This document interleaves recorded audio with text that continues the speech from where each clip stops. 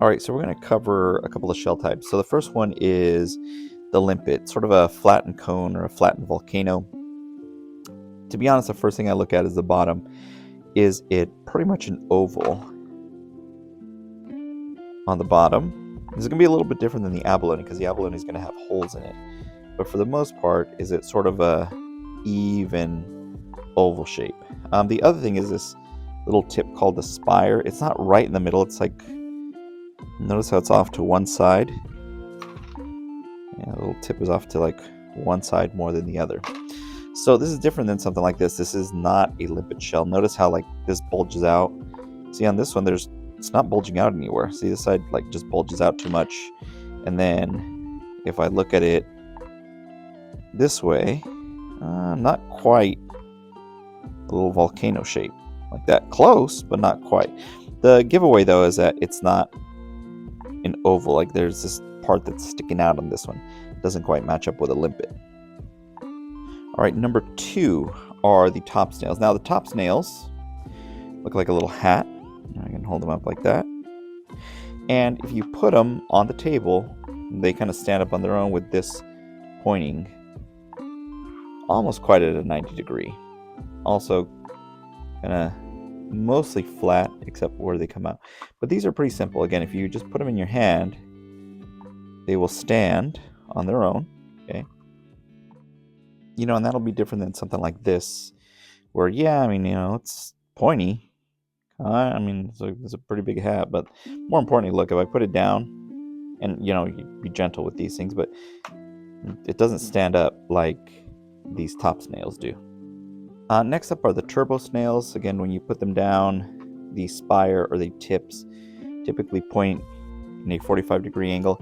And more importantly, it looks like this has been pulled out this way. Like all the spires are really pulled out away from the center.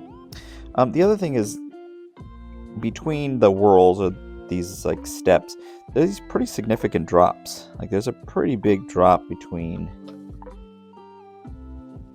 this one and the next one. Like this is kind of smooth, but again, it's a pretty significant drop between this one and this one here. Again, a pretty big drop between this one and this one here. Now, I'm going to show you a snail. This is very different, but notice how this is pretty smooth. The drop is not as pronounced, and this thing is not as stretched out. So these are short snail shells. So notice how the spire, I mean, it does come out, but it's nowhere near as stretched out as the turbo snails. Also, the drops, you don't really, I can run my finger across it and I don't feel these really steep drops. Even on these like small ones, again, it's not really extending out very far.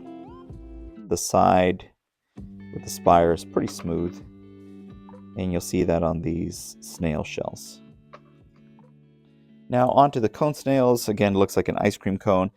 One of the things is it's pretty flat. So again, large opening here. So no matter which one you get, pretty large opening there. All right. And then again, kind of like a cone, pretty flat. This spire does not extend out. Now, again, just be careful with these, but for the most part, if you turn them this way, the spire doesn't stick out very much and they'll kind of stand on their own. Even if they don't, like I said, if it's pretty flat, then it is probably a cone snail. Also notice that the top is wider than the base. So again, it really does look like a cone. That's going to be different than something like this. This is not a cone snail. Notice how the tip is really far out. Like, there's no way that's going to stand up. But more importantly, it doesn't really look like a cone. It's more cylindrical. Like this front part and this back part are about the same width. Whereas the cone snail, like there's a pretty significant difference between the front and the back compared to something like this. Now, cowries I feel are the easiest. They are all pretty smooth. So no matter which one you get, all pretty smooth. But really the giveaway is the underside. Big opening. And you have these teeth. You run your fingers across, you can hear it. And that's kind of what you're looking for. But not all smooth shells are cowries. For example, like this one right here. This is not a cowrie. How do I know that? I mean, super smooth, but the bottom, no teeth. Again, very different than something like that. You know, I also feel abalone is pretty easy. Really, the dead giveaway are these holes. So here's the spire, the little tip of the shell. And as it grows up, it adds these little holes right here. And the inside is usually like this iridescent color, like sort of this rainbowy color as well. But really, the giveaway are the holes. As soon as you see these holes, then you have yourself an abalone. Now, this is different than, like I said, the limpet. You know, again, I'm looking at the limpet. The inside, not super shiny, but the real giveaway is limpet doesn't have any holes, whereas every single abalone we look at will. All right, let's take a look at these murex shells. These I think are pretty easy. The extensions are sort of jagged, folded, and they kind of go all the way around. So here's another one where it kind of goes all the way around. Sort of these sort of folded, jagged pieces right here. Now this is different than something like this because this one does not go all the way around.